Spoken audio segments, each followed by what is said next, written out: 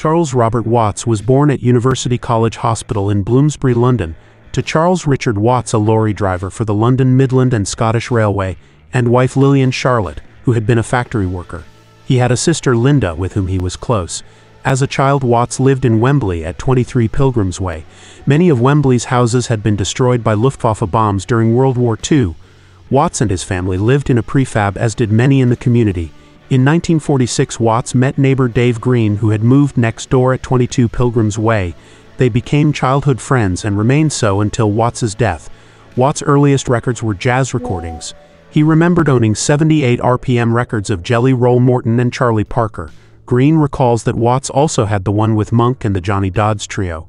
Charlie was ahead of me in listening and acquisitions. Green and Watts would become bandmates in many of Charlie's jazz projects.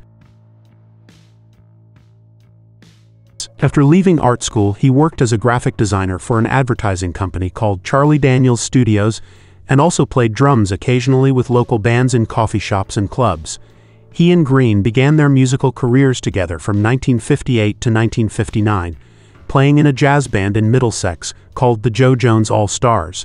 In 1961, Watts met Alexis Korner, who invited him to join his band Blues Incorporated. At that time, Watts was on his way to a sojourn working as a graphic designer in Denmark, but he accepted Korner's offer when he returned to London in February 1962. Watts played regularly with Blues Incorporated and maintained a job with the advertising firm Charles Hobson and Gray.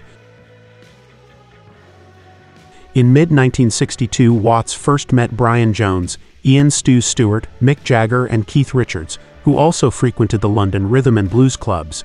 But it was not until January 1963 that Watts finally agreed to join the Rolling Stones.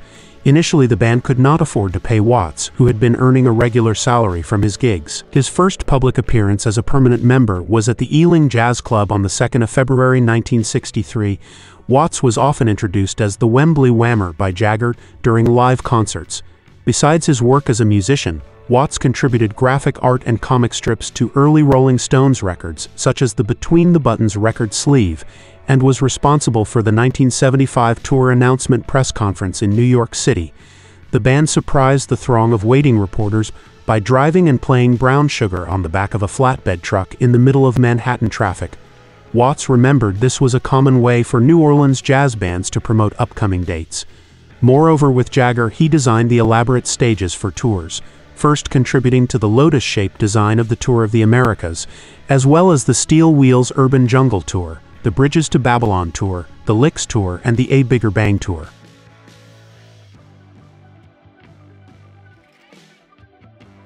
Watts was involved in many activities outside his life as a member of the Rolling Stones. In December 1964, he published a cartoon tribute to Charlie Parker titled Ode to a High-Flying Bird. Although he made his name in rock, his personal tastes lay principally in jazz. In the late 1970s, he joined Ian Stewart in the Back to the Roots boogie-woogie band Rocket 88, which featured many of the UK top jazz, rock and R&B musicians. In the 1980s, he toured worldwide with a big band, the Charlie Watts Orchestra, that included such names as Evan Parker, Courtney Pine and Jack Bruce, who was also a member of Rocket 88. In 1991, he organized a jazz quintet as another tribute to Charlie Parker. The year 1993 saw the release of Warm and Tender by the Charlie Watts Quintet, which included vocalist Bernard Fowler. This same group released Long Ago and Far Away in 1996. Both records included a collection of great American songbook standards. Following their collaboration on the Rolling Stones' 1997 album Bridges to Babylon, he and drummer Jim Keltner released a techno-instrumental album titled Charlie Watts or Jim Keltner Project. Watts stated that even though the tracks bore such names as the Elvin Suite in honor of the late Elvin Jones, Max Roach and Roy Haynes, they were not copying their style of drumming, but rather capturing a feeling by those artists. Watts at Scott's was recorded with his group the Charlie Watts Tentet at the Ronnie Scott's Jazz Club in London.